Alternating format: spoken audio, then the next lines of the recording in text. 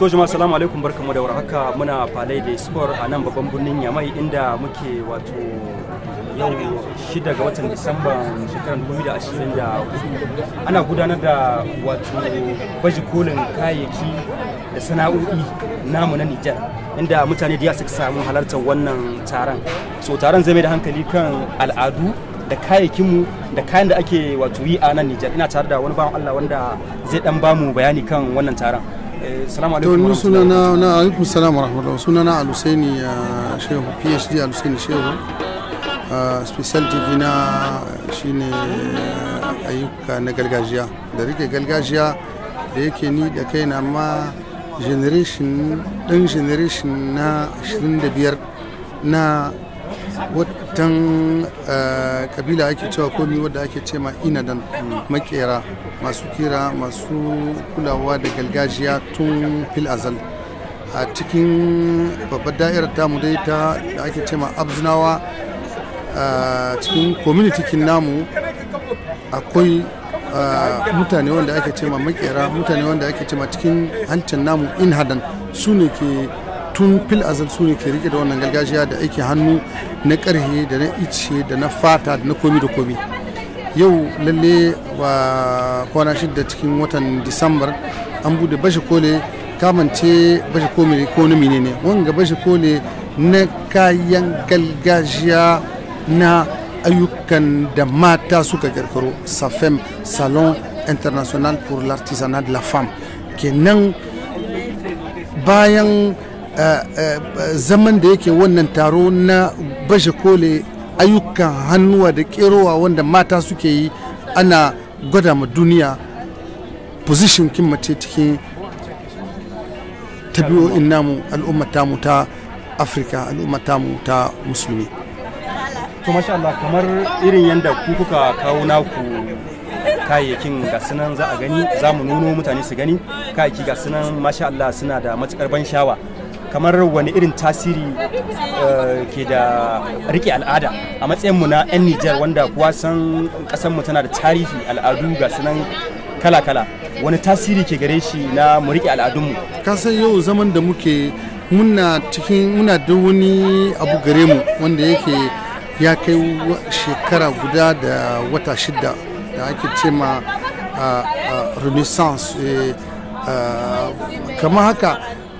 tu wannan lokacin na akwai wani abu cikin rayuwar Nijeriya duka inda yake menene wannan abu da cikin zuciyar shi, incin kanshi, son incin kanshi, son gwada kanshi, son ya gwada ma duniya shi haba bawa ne ba, shi haba ba incin shi ne ya bace mishi ba, shi ha so yake gwada ma duniya ke abubuwan da wancan suke yi mu ma mu iya yin su, muna yin su tun fil azal kuma mun rige kowa yin su. Yau in ka diba nan kasan Afirka ta kudu lalle muna cikin kasashe wanda yake cewa ba irin taron da muka shiga a duniyan nan wanda ba mu lasho kewon shi ba, mu ne muke lashe kewon shi, mu ne muke lashe kaya masu wanda aka yi da hannu ko ina. Mun yi shi a Burkina, mun yi shi a Gine, jiya na fito daga Mali gaba daya suka zo cikin wannan kasar, wannan tanti da ake cema a Heket na Abzunawa wanda yake ba wanda bai shiga shawar shi ba, ba wanda bai ga shawar shi ba. Yau mun zo kana gani yanzu kayan da ka gani nan ga, in ka gane su sai ka gani ba kaya ne na gargajiya ne, kuma an yi su cikin a zamanance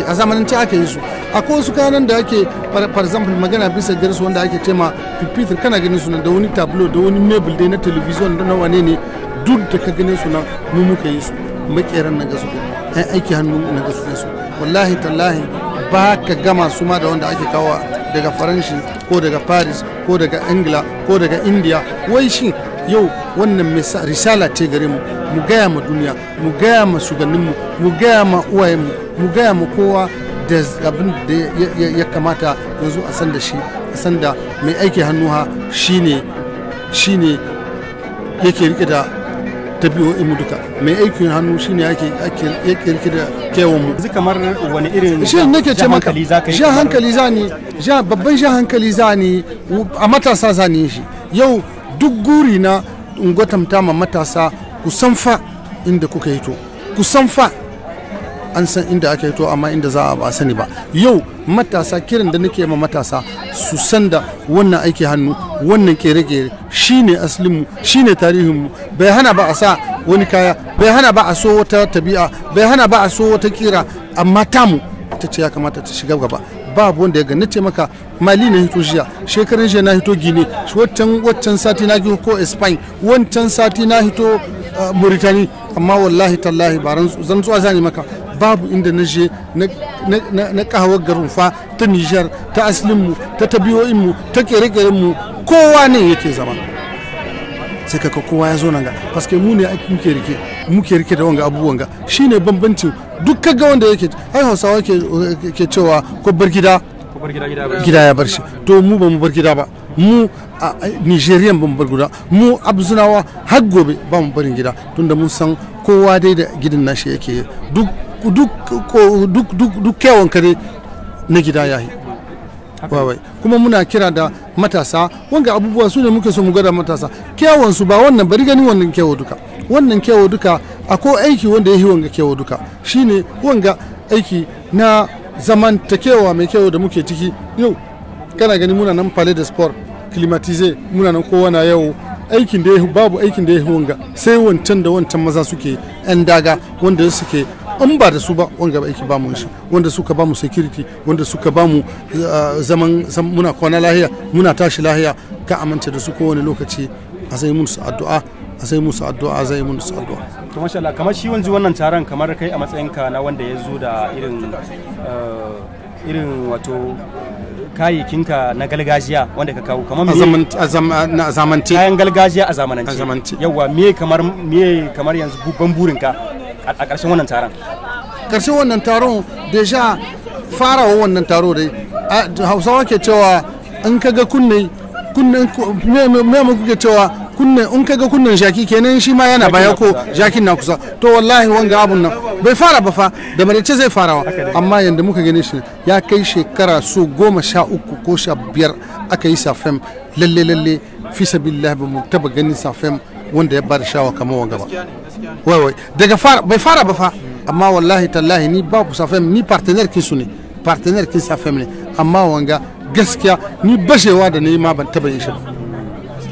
Wai